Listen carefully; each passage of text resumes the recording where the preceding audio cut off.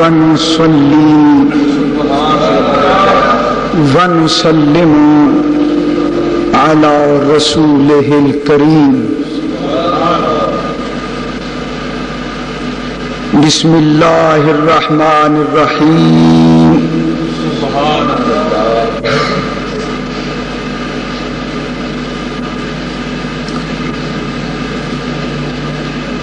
اقتربت الساعة وانشق القمر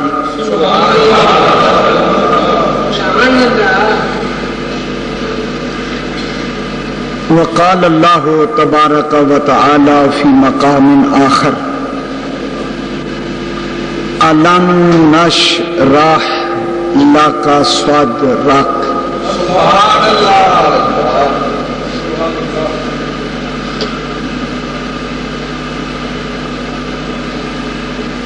صدق الله مولانا العظيم وصدق رسوله النبي الكريم ونحن على ذلك من الشاهدين والشاكرين والحمد لله رب العالمين إن الله وملائكته يصلون على النبي يا أيها الذين آمنوا صلوا عليه وسلموا تسليما الصلاة والسلام عليك يا سيدي يا رسول الله وعلى آلك وصحابك يا سيدي يا حبيب الله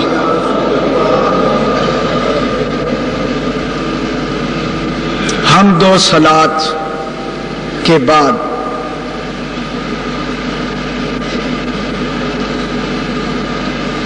معزز سامعین کرام، برادران اہل سنت، ادب خردگان نگاہ محبت،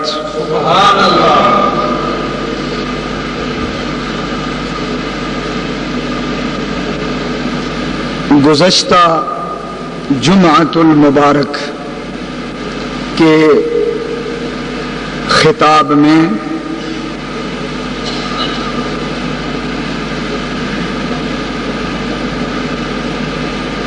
الم نشرح لک صدرک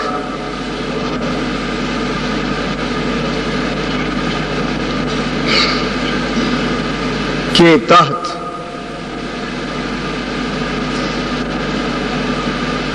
شرح صدر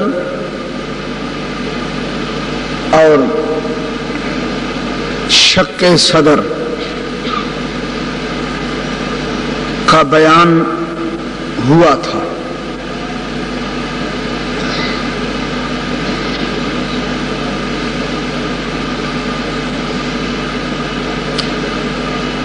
آج قرآن مجید کی دو جگہ سے جو آیات مبارکہ تلاوت کی گئی، ان میں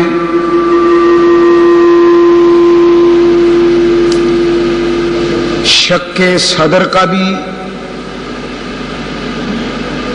ذکر ہے اور شق قمر کا بھی۔ مناسب معلوم ہوا کہ شق صدر کے ساتھ شق قمر کا ذکر کر لیا جائے۔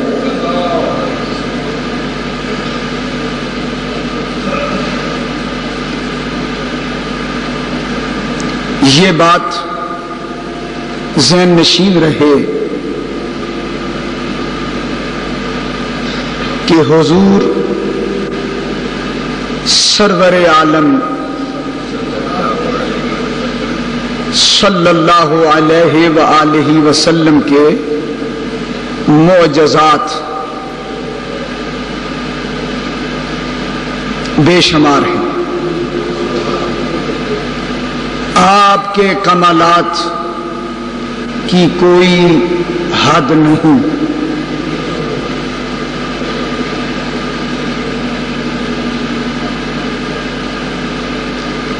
بلکہ اگر میں یوں کہوں تو زیادہ مناسب ہے، دیے معجزے انبیاء کو خدا نے، ہمارا نبی معجزہ بن کے آیا.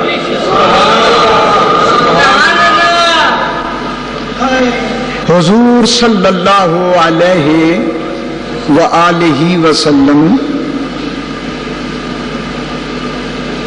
خود سراپا معجزہ ہے.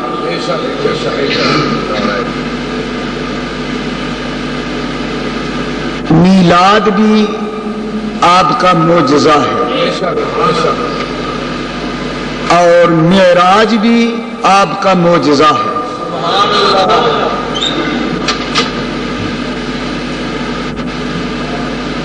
قرآن بھی آپ کا معجزہ ہے اور رمضان بھی آپ کا معجزہ ہے. شق صدر بھی آپ کا معجزہ ہے اور شق قمر بھی آپ کا معجزہ ہے.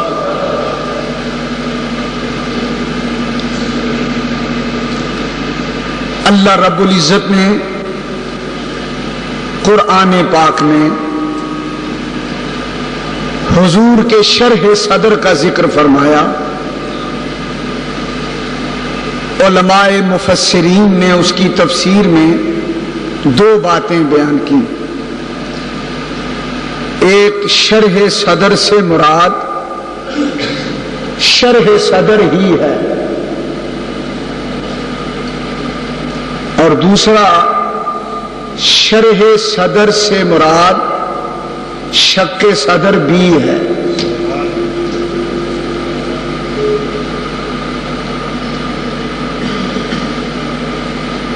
حضور صلی اللہ علیہ وآلہ وسلم کا شق صدر مبارک یعنی آپ کا سینہ مبارک چاک کیا جانا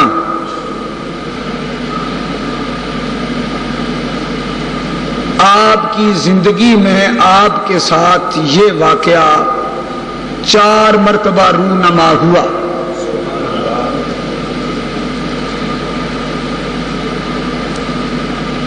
اور اس شق صدر سے حضور صلی اللہ علیہ وآلہ وسلم کے کمالات کا ایسا اظہار ہوا جس سے امت کے لیے حضور کی نبوت پر مزید یقین کا مرتبہ حاصل ہوا. شق صدر جہاں ایک طرف حضور علیہ السلام کے علم اور حلم کی وسعت کی دلیل ہے، وہاں شق صدر حضور کی حیات النبی کی دلیل بھی ہے.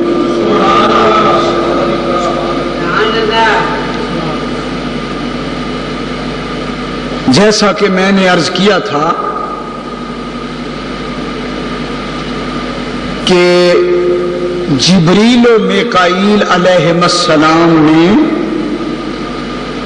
حضور کا سینہ مبارک چاک کر کے دل مبارک باہر نکال کے دل مبارک کو چاک کر کے اس میں سے جمے ہوئے خون کا ایک لوتھڑا باہر پھینکا اور زم کے پانی سے حضور کے دل مبارک کو دھویا.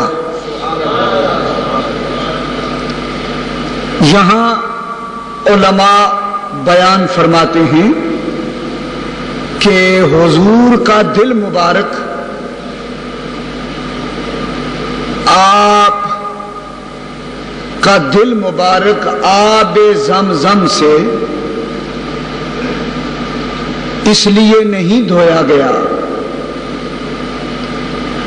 کہ آب زمزم کی برکتیں آپ کے دل مبارک میں پیدا ہو جائیں، بلکہ آب زمزم سے آپ کا دل مبارک اس لیے دھویا گیا کہ آپ کے دل مبارک کی برکتیں آب زمزم کو عطا ہو جائیں۔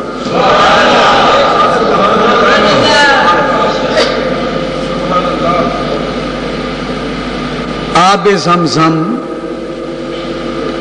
تو حضرت اسماعیل علیہ السلام کے قدموں کا غسالہ ہے، اسماعیل علیہ السلام کے پاؤں کا دھون ہے، حضور علیہ الصلوۃ والسلام کا قلب مبارک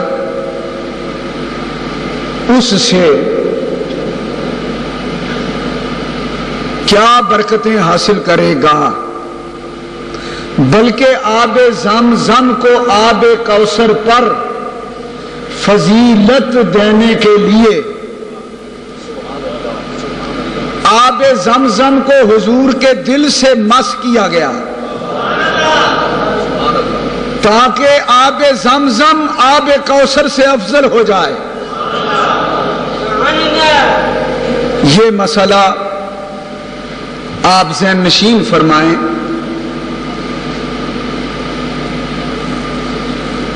کہ حضور سرور عالم صلی اللہ علیہ وسلم کا جسم مبارک جنت سے افضل ہے، اور آب کوثر اور آب زمزم جنت کے پانی ہیں، اور حضور کا جسم مبارک جنت سے بھی افضل والا ہے، بلکہ جہاں جہاں حضور کے قدم لگتے گئے وہ زمین کے ٹکڑے جنت بنتے گئے۔ اسی لیے مسجد نبوی کے ایک کونے میں جہاں حضور کا بار بار گزر ہوتا رہا وہ حصہ ریاض الجنت بن گیا۔ اس لیے علماء اہل سنت نے اس امر کی وضاحت اور صراحت فرمائی ہے کہ حضور کے دل مبارک سے آب زمزم کو فضیلت دینا مقصود تھا، اس لیے آپ کا دل زمزم سے دھویا گیا۔ ایک بات، دوسری یہ بات کہ حضور صلی اللہ علیہ وآلہ وسلم کا دل مبارک نکالا گیا سینے سے باہر، دل مبارک کو کھولا گیا، اور حضور علیہ الصلوۃ والسلام فرماتے ہیں کہ میں یہ سارا منظر اپنی آنکھوں سے دیکھتا رہا، اور فرشتے میرے متعلق جو باتیں کرتے رہے میں سنتا رہا۔ عادتاً دیکھنا اور سننا یہ زندگی کی دلیل ہے، اور دل مبارک باہر پڑا ہے اور جسم پھر بھی زندہ ہے۔ معلوم ہوا تمام مخلوق زندگی کے لیے دل کی محتاج ہے، اور حضور زندہ رہنے کے لیے دل کے محتاج نہیں۔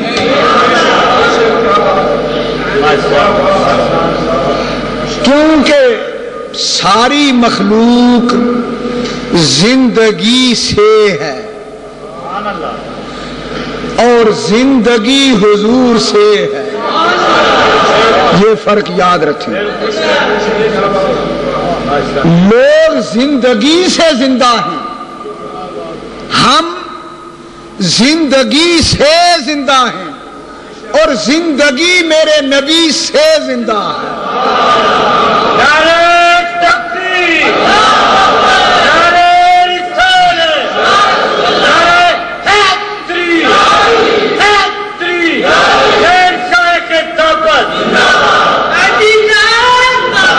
دیکھیے، ہم زندہ رہنے کے لیے محتاج ہیں دل اور روح کے۔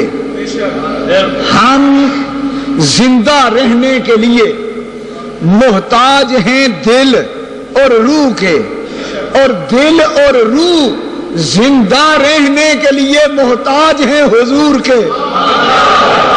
یہ فرق ہے۔ اللہ اکبر۔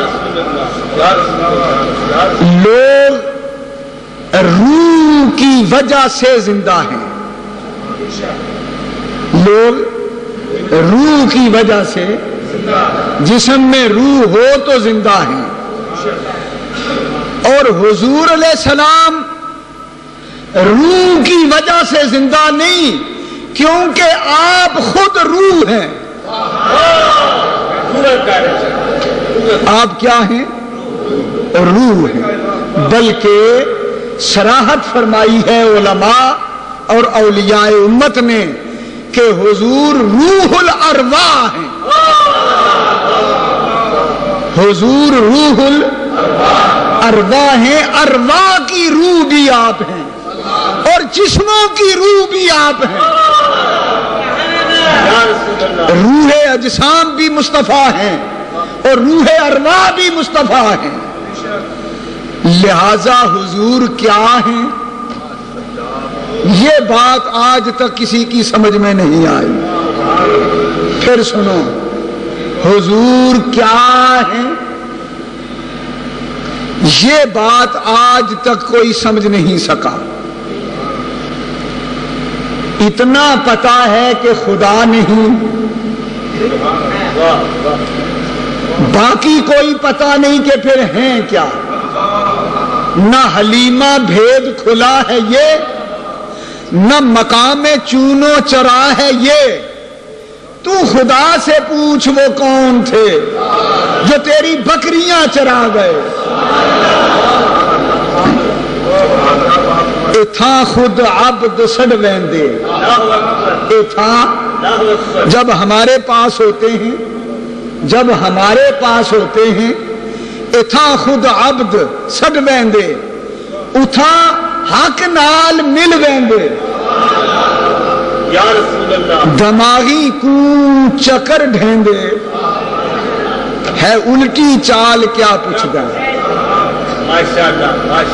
ہے حاضر ہر مکان اندر، تے ناظر ہر زمان اندر، مکانوں لا مکان اندر رہے ہر نال کیا پوچھ دیں۔ رہے ہر نال کیا پوچھ دیں۔ حضور کی حقیقت کیا ہے؟ محمد سر وحدت ہے، کوئی رمز اس کی کیا جانے۔ شریعت میں تو بندہ ہے، حقیقت میں خدا جانے۔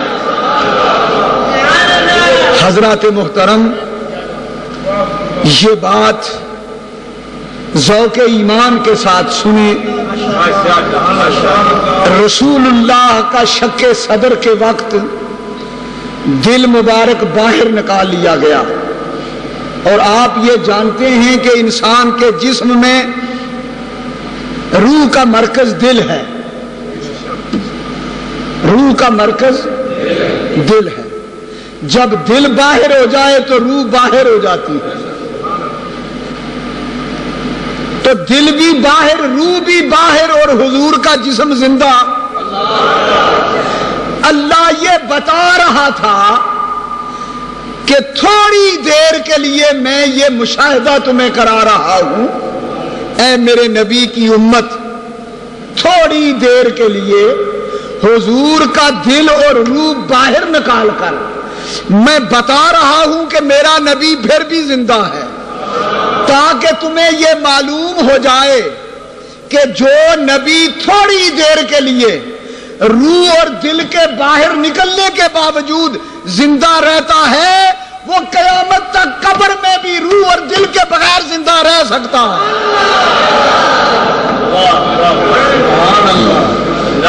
تو یہ شک صدر کا واقعہ حیات النبی کی دلیل بن گیا۔ بات سمجھ میں آئی ہے حضرت؟ یہ شک صدر کا واقعہ حیات النبی کی دلیل بن گیا۔ کیا مانا؟ کہ حضور صلی اللہ علیہ وسلم زندہ ہیں، یہ اس بات کی دلیل بن گیا شک صدر کا واقعہ۔ حضرات محترم، اگر میں یوں کہہ دوں حضور زندہ ہیں، یہ بھی ٹھیک ہے، اور اگر میں یوں کہہ دوں حضور زندگی ہیں، یہ بھی ٹھیک ہے۔ اس بات کو تھوڑا سا آگے چل کے آپ کے ذہن نشین کرانے کی کوشش کروں گا۔ یوں سمجھیں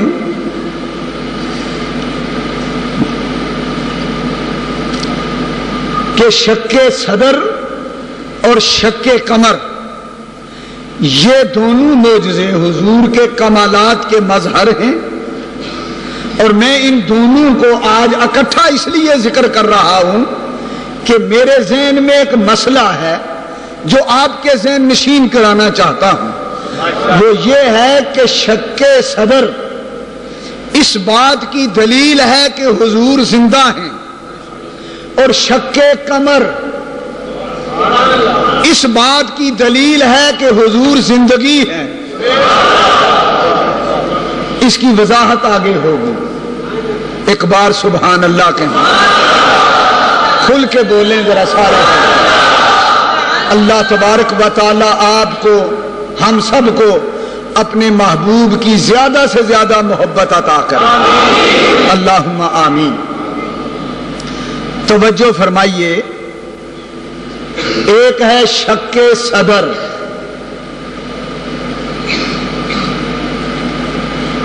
ایک ہے شک قمر۔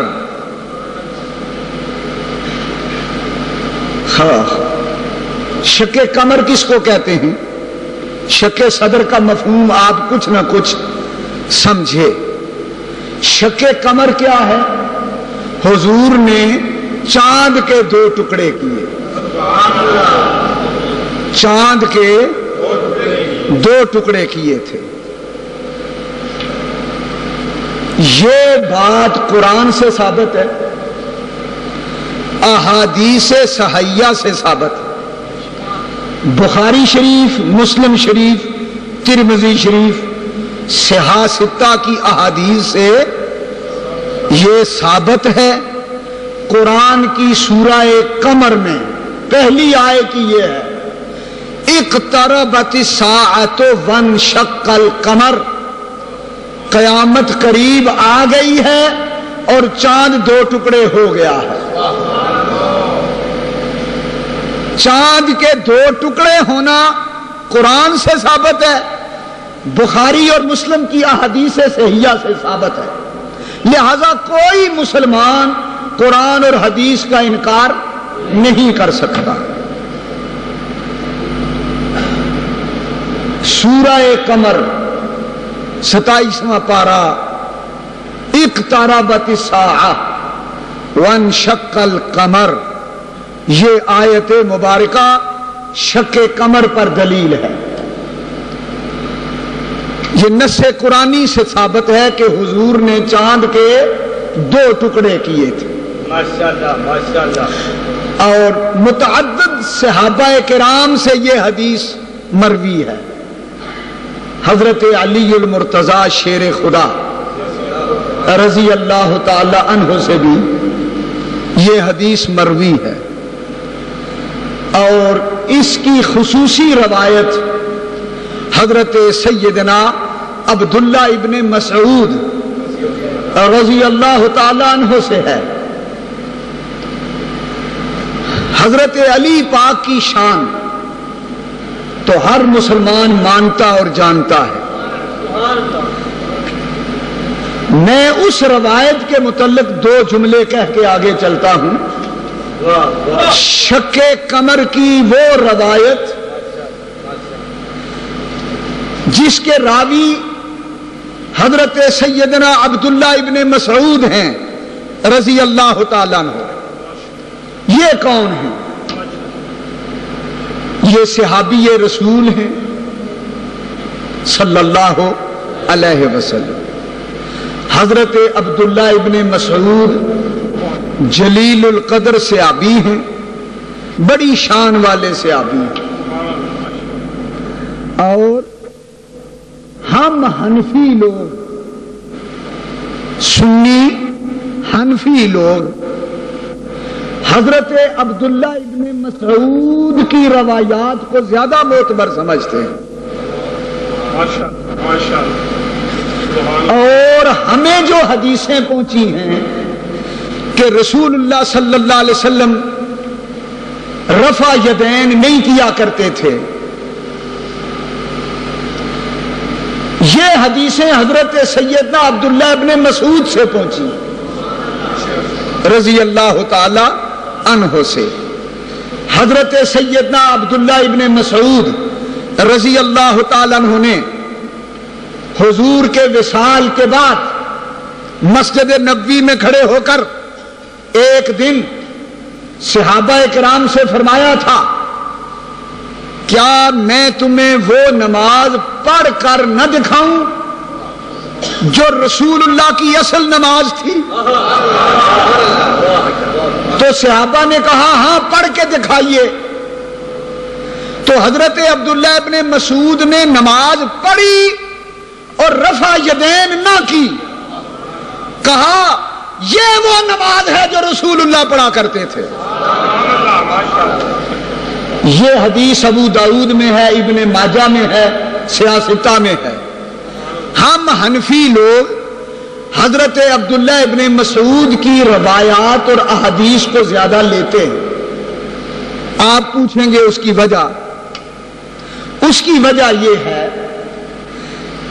کہ حضرت عبداللہ ابن مسعود ایک ایسے صحابی ہیں جو رسول اللہ صلی اللہ علیہ وسلم کے لاڈلے اور پیارے اور محبوب صحابی تھے، اور صحابہ کے اندر علمی طور پر ان کا مقام بڑا بلند تھا، اور ان کی ڈیوٹی تھی کہ پہلی صف میں حضور کے پیچھے کھڑے ہوتے تھے۔ پہلی صف میں حضور کے پیچھے کھڑے ہونے کا انہیں منصب حاصل تھا، اگلی صف میں۔ پھر ان کی ڈیوٹی تھی کہ حضور علیہ السلام کے جوڑے مبارک ساتھ رکھنا، پاس رکھنا۔ حضور مسجد میں آتے تو جوڑے مبارک سنبھالنا عبداللہ ابن مسعود کی ڈیوٹی تھی۔ آپ مسجد سے نکلتے تو جوڑے اٹھا کر حضور کی خدمت میں ساتھ جانا ان کی ڈیوٹی تھی۔ سفر میں، حضر میں، گھر میں، باہر میں، جنگ میں، امن میں، صلح میں، پیکار میں، ان کی 2 ڈیوٹیاں تھیں۔ ایک تو ہر وقت ان کے ہاتھ میں حضور کا عصا رہتا تھا، اور ہر وقت ان کے ہاتھ میں حضور کے جوڑے مبارک رہتے تھے۔ صحابہ نے ان کا لقب مشہور کر رکھا تھا۔ ان کا لقب صحابہ میں نام کی بجائے ان کا یہ لقب مشہور تھا، صاحب النعلین والعصا، حضور کے جوڑوں اور عصا مبارک کو اٹھانے والا۔ ان کا لقب تھا صاحب النعلین والعصا، حضور کے جوڑے اٹھانے والا اور حضور کا عصا مبارک تھامنے والا۔ ہر وقت حضور کے ساتھ رہتے تھے۔ لہذا ہم حنفی یہ کہتے ہیں کہ جو ہر وقت حضور کے ساتھ رہتا تھا، سفر میں حضر میں، حضور کا عصا جس کے پاس رہتا تھا، حضور کے جوڑے اٹھانے کی جس کی ڈیوٹی تھی، حضور پہلی صف میں پیچھے کھڑا ہوتا تھا، اس کو حضور کے عمل نماز روزے کا زیادہ علم تھا۔ لہذا ہم حنفی اعمال کے سلسلے میں عبداللہ ابن مسعود کی روایتوں پر اعتماد کرتے ہیں رضی اللہ تعالی عنہ۔ ہم جو نماز میں رفع یدین نہیں کرتے تو ہم اعتماد کرتے ہیں حضرت عبداللہ ابن مسعود کی حدیث پر۔ وہ کہتے ہیں کہ رسول اللہ جب نماز پڑھتے تھے تو رفع یدین نہیں کیا کرتے تھے، یعنی اگر کی تھی تو کبھی کبھار، بہت کم، کسی مصلحت کے تحت۔ رفع یدین کرنا حضور کا دائمی عمل نہ تھا، دائمی عمل آپ کا رفع یدین نہ کرنا تھا۔ یہ حدیث حضرت عبداللہ ابن مسعود سے مروی۔ یہ تو چلتے چلتے درمیان میں بات آ گئی حضرت عبداللہ ابن مسعود کے تعارف کے سلسلے میں، اس لیے میں نے یہ بات کہہ دی۔ مضمون کی طرف آتا ہوں۔ حضرت عبداللہ ابن مسعود جو صاحب النعلین والعصا تھے، فرماتے ہیں کہ ہم حضور کے ساتھ منا کے میدان میں تھے کہ مشرکین نے حضور علیہ الصلوۃ والسلام سے مطالبہ کیا کہ اگر تم اللہ کے سچے نبی ہو تو یہ جو آسمان پہ چاند ہے اس کے 2 ٹکڑے کر کے دکھا دو۔ یہ روایت بعض کتابوں میں دوسرے انداز میں بھی ہے، لیکن یہ روایت جو میں بیان کر رہا ہوں چونکہ بخاری اور مسلم کی ہے لہذا یہ زیادہ صحیح معلوم ہوتی ہے۔ حضرت عبداللہ ابن مسعود فرماتے ہیں رضی اللہ عنہما کہ مشرکین مکہ کی ایک جماعت آئی منا میں حضور کے پاس، آپ منا میں اس وقت موجود تھے، کہنے لگے اگر آپ اللہ کے سچے نبی ہیں تو یہ آسمان پہ جو چاند ہے اس کے 2 ٹکڑے کر دو۔ حضور علیہ السلام نے پوری رغبت کے ساتھ ان مشرکوں کی جانب مسکرا کے دیکھا اور فرمایا ان فعلتم تؤمنون، اگر میں چاند کے 2 ٹکڑے کر دوں تم ایمان لے آؤ گے؟ ان فعلتم تؤمنون، اگر میں ایسا کر دوں جیسا تم کہتے ہو تو ایمان لے آؤ گے؟ انہوں نے کہا نو میں نو، ہم ایمان لے آئیں۔ حضور علیہ السلام نے اسی وقت اپنا ہاتھ مبارک اٹھایا، یہ انگلی انگشت شہادت یوں اٹھائی، آسمان کے چاند کی طرف دیکھا، اس انگلی کا اشارہ کر کے یوں کیا، چاند 2 ٹکڑے ہو گیا۔ ہاں ہاں منا میں حضور موجود ہیں، صحابہ موجود ہیں، مشرکین کی جماعت موجود ہے، حضور نے صرف انگلی کا اشارہ کیا۔ حدیث میں آتا ہے چاند 2 ٹکڑے ہوا اور دونوں ٹکڑے نیچے آئے۔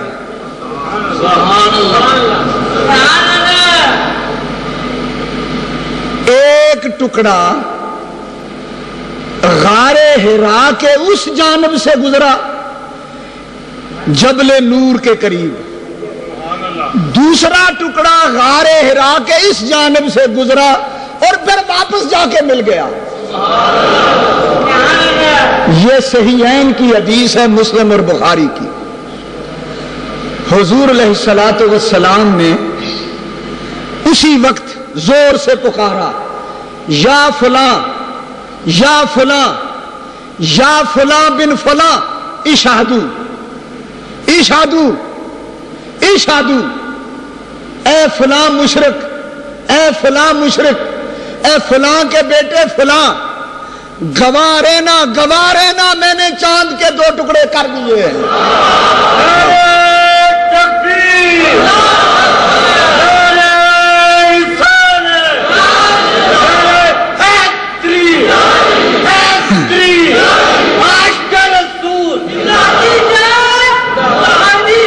حضرات، یہ وہ مشہور واقعہ ہے جس کی تائید قرآن کرتا ہے۔ مشرکین مکہ کہا کرتے تھے کہ اے محمد ابن عبداللہ، تم کہتے ہو قیامت آئے گی، زمین و آسمان درہم برہم ہو جائیں گے، چاند سورج ستارے ٹوٹ جائیں گے، بھلا یہ ہو سکتا ہے؟ یہ کیسے ہو سکتا ہے؟ یہ ان کا ایک اعتراض تھا، یہ وہ بار بار دہرایا کرتے تھے۔ یہ نظام کس طرح درہم برہم ہو سکتا ہے؟ یہ نظام بڑی دیر سے چل رہا ہے، چاند سورج اور ستاروں کا، یہ نظام کس طرح بگڑ سکتا ہے؟ ہم نہیں مانتے، کوئی قیامت نہیں، زمین آسمان اپنی جگہ پہ قائم رہیں گے، چاند سورج اور ستارے اسی طرح چلتے رہیں گے، ان میں کوئی فساد اور بگاڑ نہیں آئے گا، آسمان نہیں گرے گا، چاند نہیں ٹوٹے گا، ستارے نہیں ٹوٹیں گے، سورج نہیں ٹوٹے گا، قیامت کیسے آئے گی؟ ہم نہیں مانتے۔ اللہ رب العزت کو یہ دکھانا بھی منظور تھا کہ اے مکے کے مشرکو دیکھ لو، تم جو کہتے ہو قیامت نہیں آئے گی اور اس کی دلیل یہ دیتے ہو کہ چاند سورج ٹوٹ نہیں سکتے، اللہ رب العزت نے سورہ قمر نازل کر دی، فرمایا مشرکو ادھر دیکھو، اقتربت الساعۃ وانشق القمر، تم کہتے تھے چاند سورج نہیں ٹوٹ سکتے لہذا قیامت نہیں آ سکتی، خدا نے کہا یہ دیکھو چاند ٹوٹ گیا ہے، قیامت آ رہی ہے۔ یعنی جو خدا چاند کو توڑ سکتا ہے وہ سورج کو بھی توڑ سکتا ہے۔ تمہیں ایک مثال دکھا دی ہے چاند توڑ کے، لہذا چاند کا ٹوٹ جانا یہ قیامت کے قریب آنے کی دلیل ہے۔ قرآن نے اس انداز میں اس واقعے کو بیان کیا اور حضور صلی اللہ علیہ وسلم نے فرمایا کہ اے مشرکو، تم مجھے کہتے ہو چاند توڑ، لو میں توڑ رہا ہوں۔ مشرکین کا یہ خیال تھا، یہ باطل خیال تھا کہ حضور صلی اللہ علیہ وسلم معاذ اللہ جادوگر ہیں۔ وہ حضور کو کیا سمجھتے تھے؟ جادوگر، اور شور مچاتے تھے یہ جادوگر ہے۔ استغفر اللہ، معاذ اللہ، نقل کفر کفر نباشد۔ اور ان کے ذہن میں یہ بات تھی کہ زمین کی ہر شے پر جادو چل سکتا ہے۔ انہوں نے اپنی طرف سے بہت بڑا دعویٰ کیا تھا اور انہیں یقین تھا کہ ہم جو مطالبہ کر رہے ہیں حضور کے بارے میں، انہیں یقین تھا کہ وہ نہیں کر سکیں گے، کیونکہ وہ یقین سے کہتے تھے کہ یہ جادوگر ہیں، اور جادوگر کا جادو زمین پر اثر کرتا ہے، آسمانوں پر جادو اثر نہیں کرتا۔ انہیں تجربہ تھا کہ جادو آسمان کی چیزوں پر اثر نہیں کرتا۔ ہم اس کو کہیں گے چاند توڑ، تو جادو والا چاند پر کیسے اثر کرے گا؟ تو یہ ہمارا مطالبہ پورا نہیں کر سکے گا، چاند نہیں توڑ سکے گا، تو ہمارے لیے یہ کہنا آسان ہو جائے گا کہ تو جادوگر ہے، یہ بات عام لوگوں کی سمجھ میں آ جائے گی۔ لیکن جب حضور نے انگلی کا اشارہ کر کے چاند توڑ دیا، اب وہ مشرک شرمندہ ہوئے اور ابو جہل ان کے درمیان پھر شور مچانے لگا کہ میں سمجھتا تھا کہ اس کا جادو صرف زمین پر اثر کرتا ہے، آج پتا چلا اس کا جادو آسمان پر بھی اثر کرتا، لیکن ابو جہل نے پھر بھی جادوگر ہی کہا۔ شجر و حجر پہچان گئے، انسان کی آنکھوں میں شک ہی رہا۔ وہ کیسا انسان تھا؟ پتھروں نے اس نبی کو پہچان لیا، درختوں نے پہچان لیا، چاند نے پہچان لیا، سورج نے پہچان لیا۔ جب مولا علی کی نماز عصر قضا ہو گئی، صحابہ کے مقام پر مولا علی کی نماز عصر قضا ہو گئی، حضور علی پاک کی گود میں سر پاک رکھ کے آرام کرتے رہے۔ سورج ڈوب گیا، علی رو پڑے، آنسو گرے حضور کے چہرے پر۔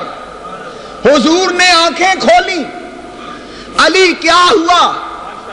کہا آقا کچھ بھی نہیں ہوا، آپ میں قربان جاؤں، آرام کریں۔ حضور نے فرمایا تیرے آنسو میرے چہرے پہ گرے ہیں، آخر کوئی بات تو ہے؟ کہا بات صرف اتنی ہے، میرے آنسو تیرا چہرہ، کیسی ہنسی برسات ہے ساقی، کیسی ہنسی، کیسی ہنسی برسات ہے ساقی۔ اس پر تو اللہ کا شکر ادا کرتا ہوں کہ میری نماز عشق ادا ہو رہی ہے۔ حضور کو دیکھتے رہنا یہ عاشقوں کی نماز ہے۔ کیا کہہ رہا ہوں، بات کو سمجھے۔ ایک بار سبحان اللہ پکارا، سارے ذوق سے بولو۔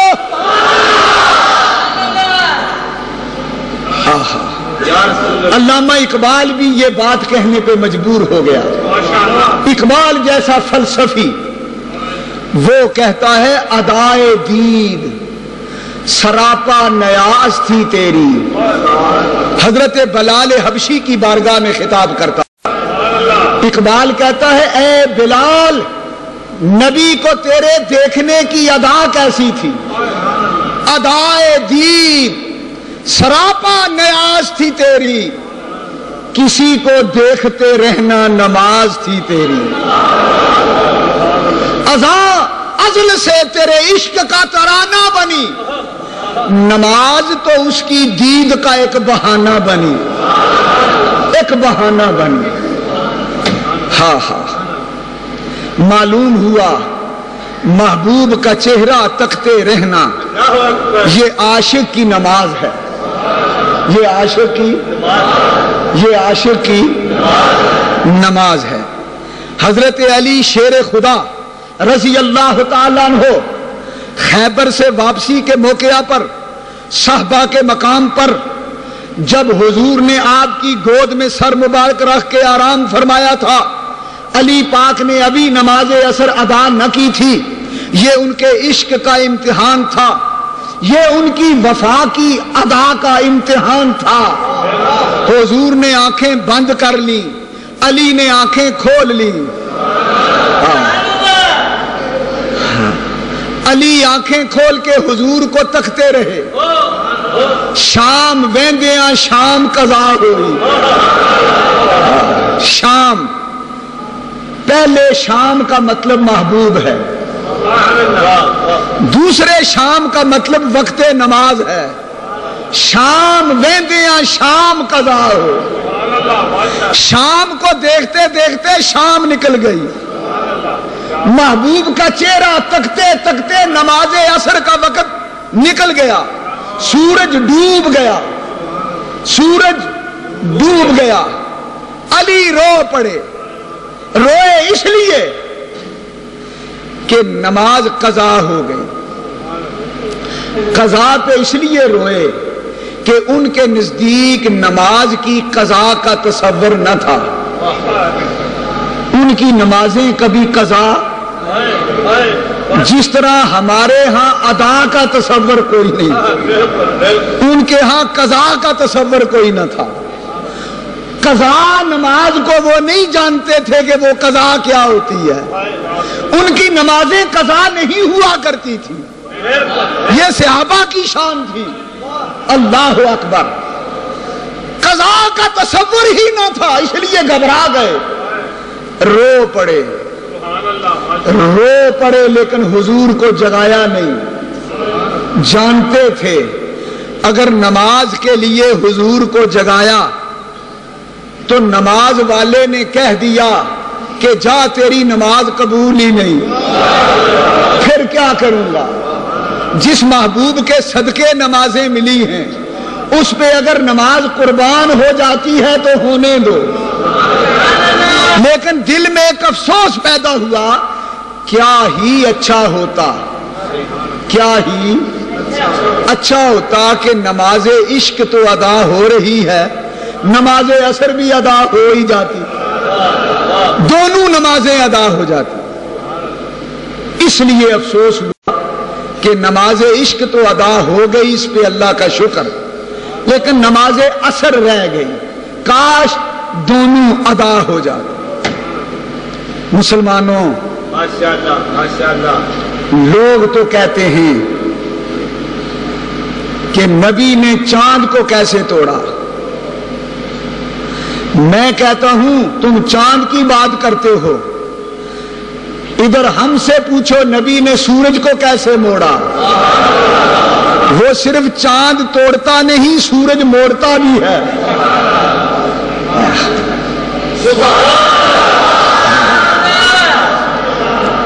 علی پاک تیری نماز پہ ساری کائنات کی نفلی عبادتیں قربان ہو جائیں. علی, تو نے خندق کے میدان میں جو کفر پر ایک ضرب چلائی تھی, میرے نبی نے فرما دیا تھا ضربت علی یوم الخندق افضل من عبادت الثقلین. خندق کے غزوے میں علی کی تلوار کی ایک ضرب ساری کائنات کے جنوں اور انسانوں کی نفلی عبادتوں سے افضل ہے. علی پاک تیری ضرب پہ قربان, تیری نماز پہ قربان. علی کی نماز کیسی تھی دیکھو, علی کی نماز نے کھلبلی مچا دی, فرش پہ بھی عرش پہ بھی. علی کی نماز نے عرش کی زنجیریں ہلا کے رکھ دی. علی علی ہے. علی کی ایک نماز آگے پیچھے ہو جائے خدا کو اپنا نظام بدلنا پڑتا, خدا کو اپنا نظام بدلنا پڑتا ہے. سورج ڈوب گیا تھا, علی نے کہا خدا کا سورج ڈوبے نہ ڈوبے میری نماز کیوں ڈوبے, میں اپنی نماز پڑھنا چاہتا ہوں, مجھے سورج سے کوئی غرض نہیں, مجھے نماز سے غرض ہے. حضور نے پوچھا علی تم کیا چاہتے ہو, کہا نماز چاہتا ہوں. حضور نے فرمایا قضا چاہتے ہو یا ادا. میری شریعت کا مسئلہ ہے, قضا پڑھ لو گے اللہ نہیں پوچھے گا تم سے, تم قضا پڑھ لو. کہا آقا قضا کی عادت ہی نہیں, کیسے پڑھوں, پڑھی جاتی ہی نہیں, زندگی میں کبھی نماز قضا ہوئی نہیں, اور پھر تیرے ہوتے ہوئے قضا پڑھوں. غلام ہو کے تیرا, سر تیرا میری گودی میں ہو اور نماز قضا پڑھوں, ادا ہونی چاہیے. خدا کے نبی مسکرائے, خدا کے نبی مسکرائے. اچھا پھر ادا پڑھا دوں, ہے قربان جاؤں اس نبی کی شان. ادا پڑھا دوں, کہا پڑھا دو. پہلے حضور نے ہاتھ اٹھائے, اللہم ان علیٰ کان فی طاعتک و طاعت رسولک فردد علیہ شمس. یہ دعا تھی. دعا حضور کی غور سے سنو, غور سے سنو. اللہم, میرے حضور دعا مانگتے ہیں, اللہم اے اللہ, ان علیٰ کان فی طاعتک, علی تیری اطاعت کر رہا تھا. یہ کیسی دعا ہے؟ اطاعت حضور کی کر رہا تھا تو حضور کیا فرماتے ہیں؟ اللہم ان علیٰ کان فی طاعتک، اے اللہ یہ مجھ پہ کوئی احسان نہیں کر رہا تھا علی، یہ تیری اطاعت کر رہا تھا. تو جانے علی جانے، یہ تو تیری اطاعت کر رہا تھا. وطاعت رسول کا، پھر دوسرے نمبر پہ کہا تیری اطاعت کے بعد تیرے رسول کی اطاعت کر رہا تھا. یہ نہیں کہا میری اطاعت کر رہا تھا. معاملہ سارا خدا پہ ڈال دیا. اگر رسول ہے تو وہ بھی تیرا، علی اطاعت کر رہا ہے تو وہ بھی تیری. اور اگر تیرے رسول کو گودی میں سلایا ہے تو رسول بھی تو تیرا ہی ہے. میرا اس میں کیا ہے؟ رسول بھی تیرا، علی بھی تیرا، طاعت بھی تیری، نماز بھی تیری، عبادت بھی تیری، سورج بھی تیرا، میں بھی تیرا.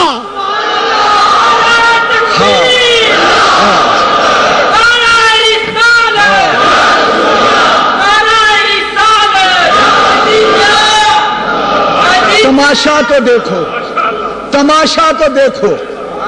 میں آپ کے سامنے حضور کی دعا کے الفاظ پیش کر رہا ہوں، تماشا دیکھو.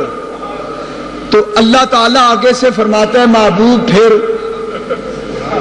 عرض کی فردد علیہ شمس، اس کے لیے سورج واپس کر، اس کے لیے سورج. یہ کوئی میرا کام کر رہا تھا؟ یہ تیرا کام کر رہا تھا. کیا مطلب؟ اگر میری خدمت کر رہا تھا تو یہ بھی تیرا ہی حکم ہے. ہاں، اگر یہ میری اطاعت کر رہا تھا تو یہ تیری اطاعت تھی، کیونکہ تو نے خود قرآن میں کہا من یطع الرسول فقد اطاع اللہ. جس نے رسول کی اطاعت کی اس نے اللہ کی اطاعت کی.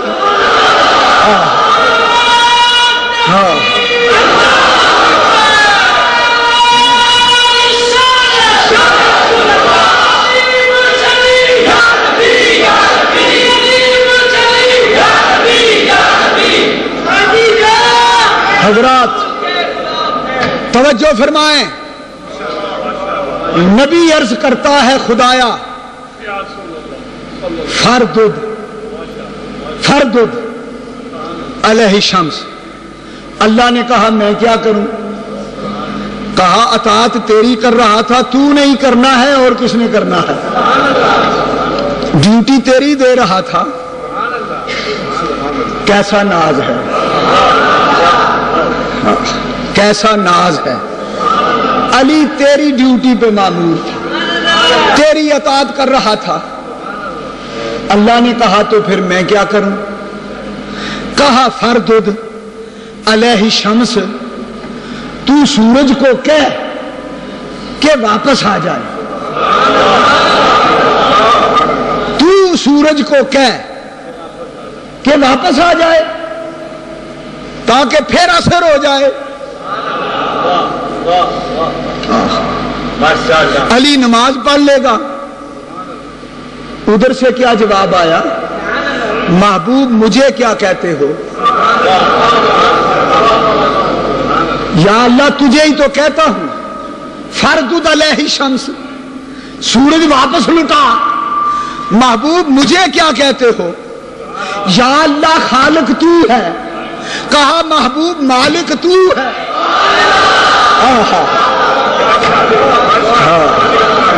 خالق میں ہوں سورج کا، مالک تو ہے. یا اللہ دلیل اس کی؟ فرمایا اشارہ کر کے دیکھ لے. اشارہ کر کے دیکھ.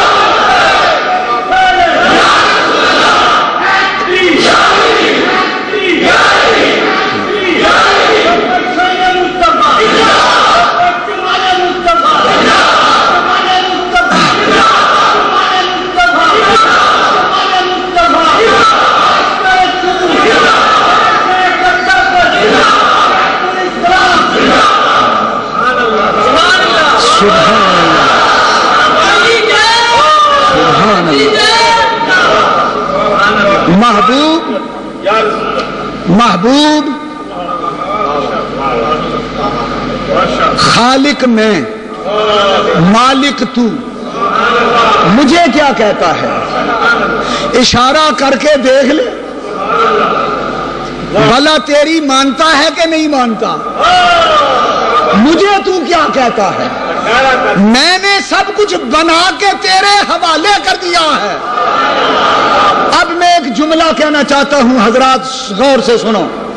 اللہ ہے رب العالمین، حضور ہے رحمت للعالمین۔ اللہ کہتا ہے محبوب جتنے میری ربوبیت کے پالے ہیں وہ سب تیری رحمت کے حوالے،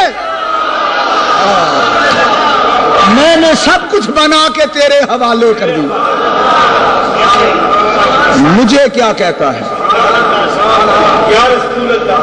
حضور کہتے ہیں یا اللہ سورج واپس کر، خدا کہتا ہے مجھے کیا کہتا ہے؟ خلقت میری، حکومت تیری،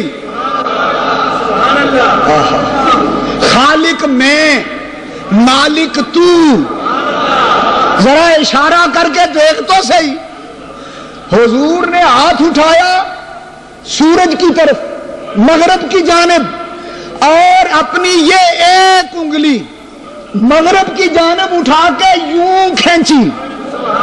حدیث میں آتا ہے 70,000 فرشتے سورج میں زنجیریں ڈال کر اس کو کھینچ کر غروب کرتے ہیں۔ 70,000 فرشتوں میں سے ایک فرشتے کی طاقت یہ ہے کہ ایک بار پر مارے 7 زمینیں 7 آسمان طے و بالا ہو جائیں۔ ایک فرشتے کی طاقت یہ ہے۔ 70,000 فرشتے زنجیریں ڈال کے سورج کو ادھر کھینچ رہے تھے، میرے نبی نے ایک انگلی سے سورج کو ادھر جب کھینچا تو 70,000 فرشتے لٹکے ہوئے ساتھ واپس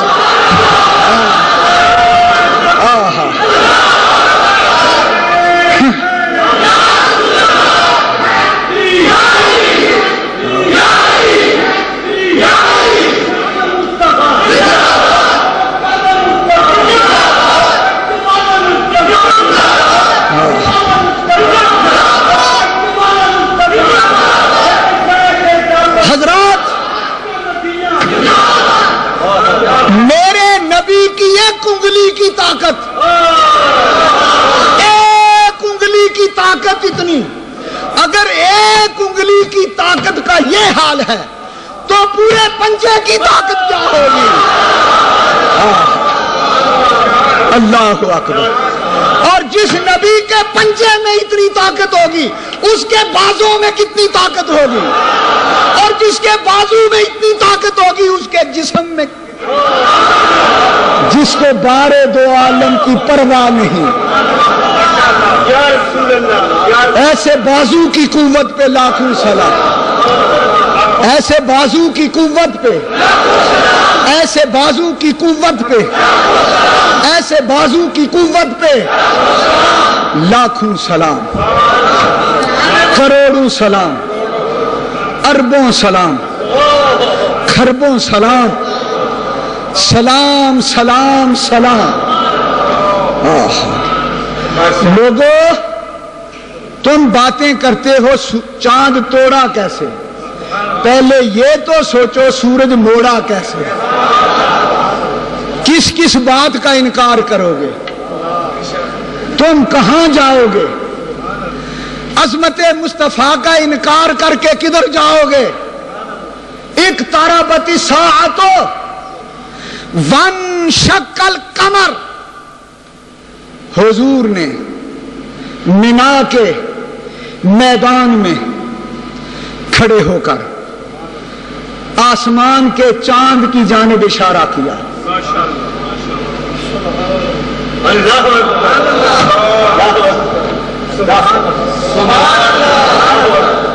چاند کو کس نے بتایا کہ نبی تجھے کہہ رہا ہے 2 ٹکڑے ہو جا؟ چاند کو کس نے بتایا کہ اشارے کا مطلب یہ ہے کہ تو 2 ٹکڑے ہو جا؟ چاند کو کس نے بتایا؟ لوگ تو نبی کے غیب کا انکار کرتے ہیں، یہاں تو چاند کو بھی علم غیب آ گیا۔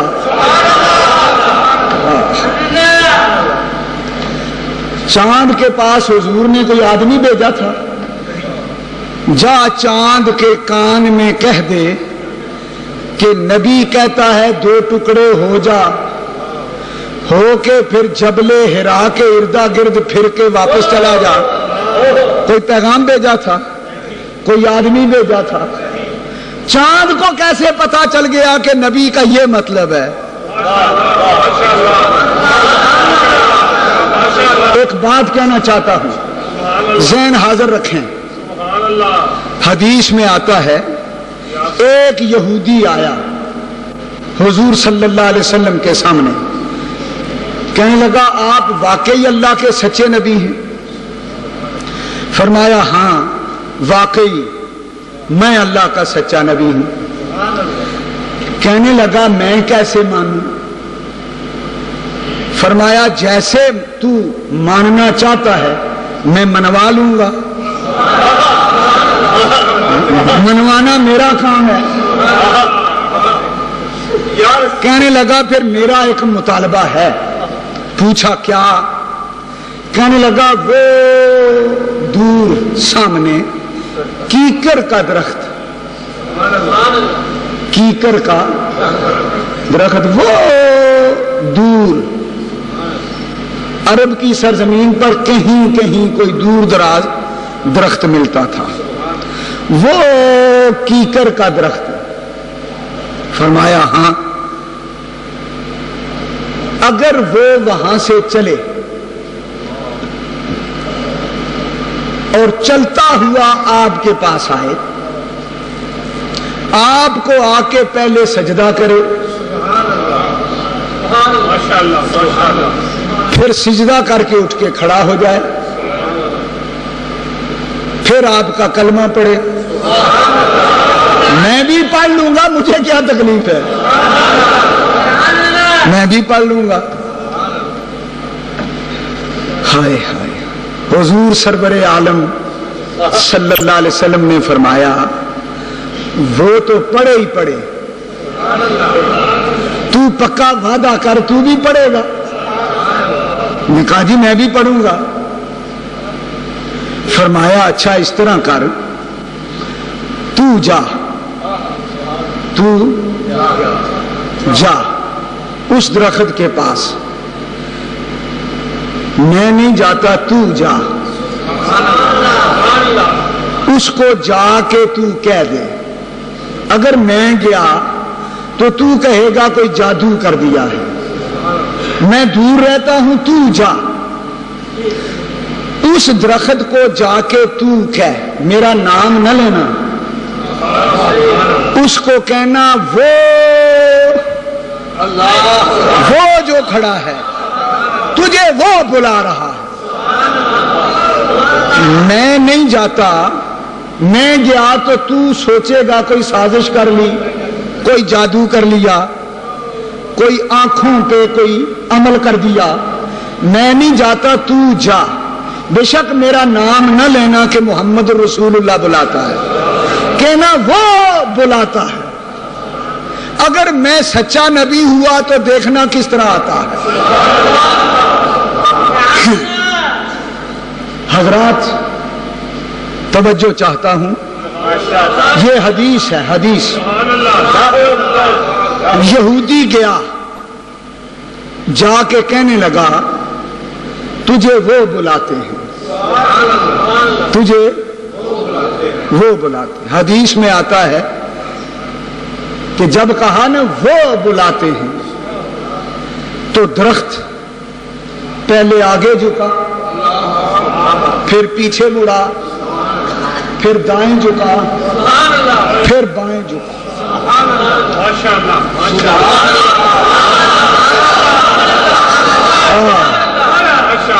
مولویوں کی بھی بڑی قسمیں ہیں۔ کچھ مولوی کہتے ہیں زمین سے جڑیں اکھاڑنے کے لیے یوں ہوا۔ میں کہتا ہوں پاگلو، جو چاند سورج کو اشاروں پہ کھینچ سکتا ہے اس کی طرف آتے ہوئے درخت کو جڑیں اکھاڑنے کی ضرورت پڑی ہوگی؟ جڑیں اکھاڑنے کے لیے نہیں، جب اس نے سنا کہ مجھے حضور بلاتے ہیں اسے وجد ہو گیا، وجد ہو گیا۔ سبحان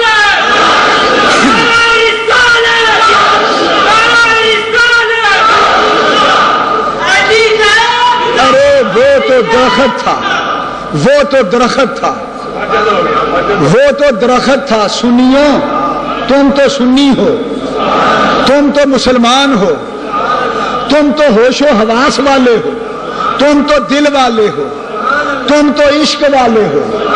مجھے تم بتاؤ ذرا سوچ کر، اگر تمہیں کوئی پیغام دے کہ تمہیں حضور بلاتے ہیں، تمہارا حال کیا ہوگا؟ حضور بلاتے ہیں، تم کہو گے لوگو، ارے لوگو میری قسمت کو سراہو، میری قسمت کو سراہو، سرکار ملے ہیں مجھے، سرکار ملے، آیا ہے بلاوا مجھے دربار نبی سے۔ تم جھوم کے وسط میں کہو گے لوگوں مجھے مبارک دو، آیا ہے بلاوا مجھے سرکار نبی سے۔ یہ کوئی معمولی بات ہے؟ آپ کو اگر یہ خبر آئے کہ اے فلاں مسلمان تجھے حضور بلاتے ہیں، سمجھو کام بن گیا، معراج ہو گئی، ہم بخشے گئے، جنت کے مالک ہو گئے، کیونکہ ہمیں حضور نے بلایا۔ ہائے وہ درخت تھا پر ہم سے اچھا تھا، جب سنا کہ مجھے وہ بلاتے ہیں تو درخت کو وجد آ گیا۔ وہ وجد کر رہا تھا، ملا کہتا ہے جڑیں کھینچ رہا تھا۔ وہاں 70,000 فرشتے زنجیروں سمیت کھینچے چلے آتے ہیں، اس کو جڑیں اکھاڑنے کی ضرورت پڑی ہوگی؟ نادان لوگ بھی بڑے عجیب ہیں۔ پہلے درخت کو وجد ہوا، پھر اس نے سوچا دیر نہ ہو جائے، پھر سیدھا دوڑا، جاءت لدعوتہ الاشجار ساجدۃ، آگے سے جھکا ہوا ہے اور زمین کے اندر زمین پھاڑتا ہوا دوڑ رہا۔ جاءت لدعوتہ الاشجار ساجدۃ ساجدۃ، تمشی چلتا ہوا ہے، علی ساکن، دو ٹانگوں پر نہیں، پنڈلی پر، ایک ٹانگ ہے درخت کی، دو نہیں۔ تمشی علی ساکن بلا قدمی، قدموں اور ٹانگوں کے بغیر پنڈلی پہ دوڑتا آ رہا۔ دیکھو نا جی، درخت کے کوئی کان تھے؟ درخت کے ثابت کرو تو اس نے کیسے سنا کہ حضور بلاتے ہیں؟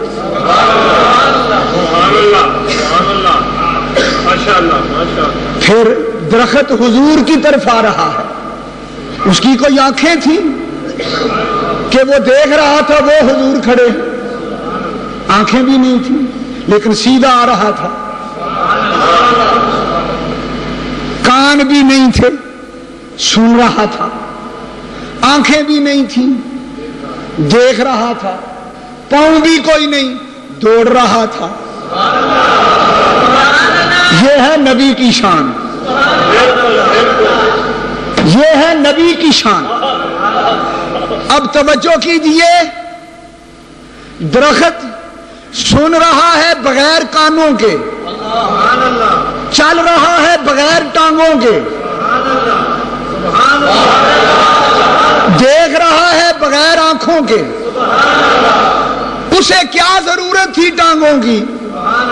اسے کیا ضرورت تھی آنکھوں کی؟ اسے کیا ضرورت تھی کانوں کی؟ اس کا سب کچھ تو حضور تھے۔ اب آؤ سنو، بات سنو۔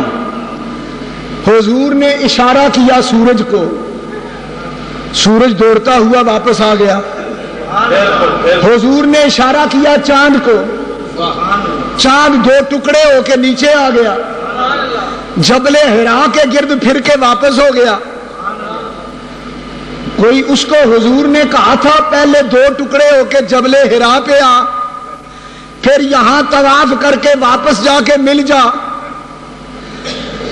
اس کے کان ہی نہیں تھے, وہ آیا کیسے؟ اس کی ٹانگیں ہی کوئی نہیں تھی. اس چاند نے دیکھا کیسے؟ اس کی آنکھیں ہی نہیں تھیں. سورج کو کس نے بتایا کہ انگلی کے اشارے کا مطلب یہ ہے کہ تو واپس آ؟ علی کو اثر پڑھا کے پھر چلا جا. یہ غیب کی باتیں تھیں, یہ غیب کی باتیں تھیں جو چاند کو آ گئیں. یہ غیب کا علم تھا جو سورج کو آ گیا.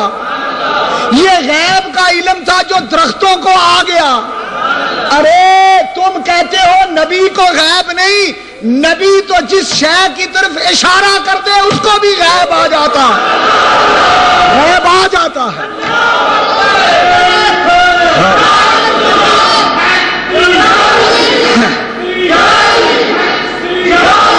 حضرات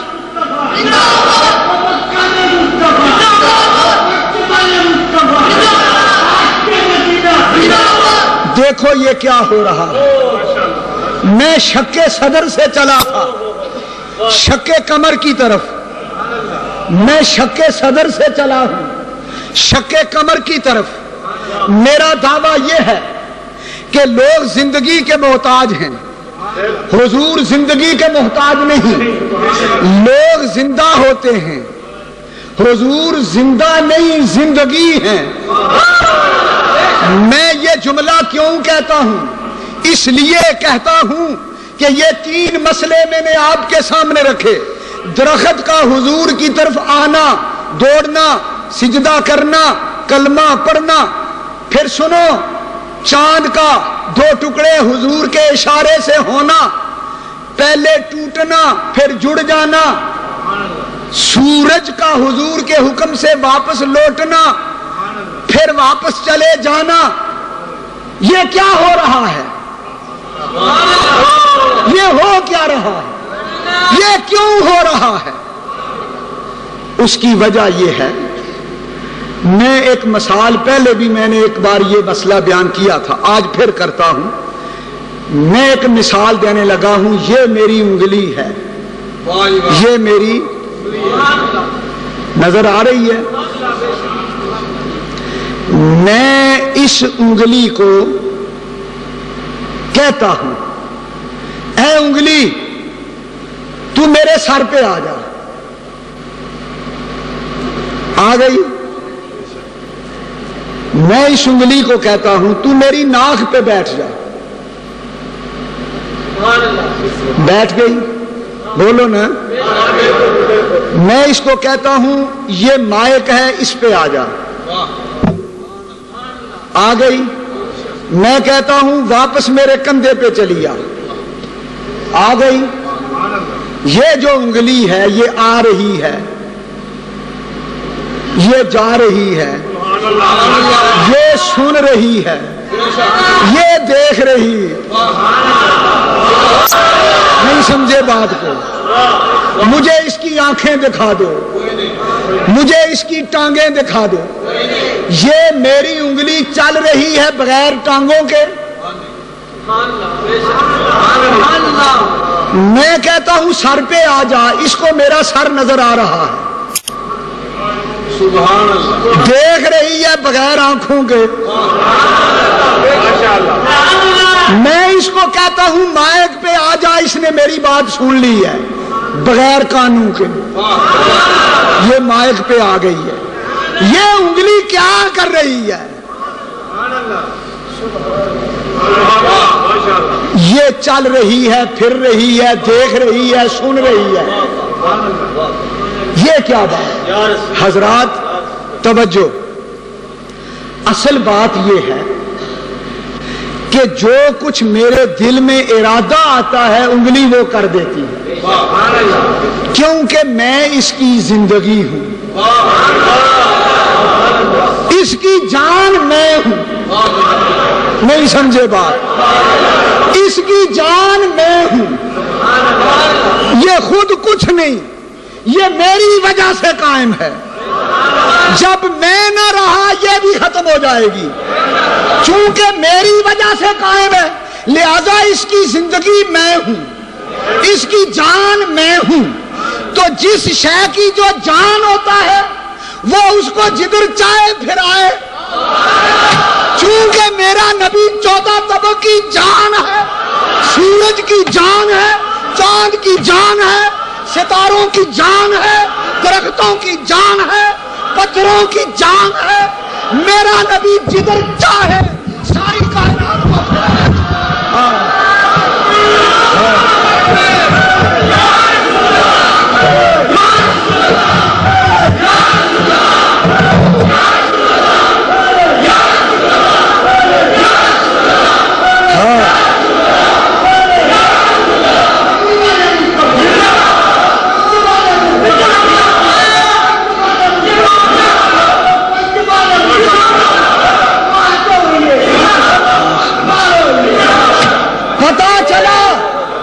پتا چلا ساری دنیا زندہ ہے اور میرا نبی صرف زندہ ہی نہیں خود زندگی ہے۔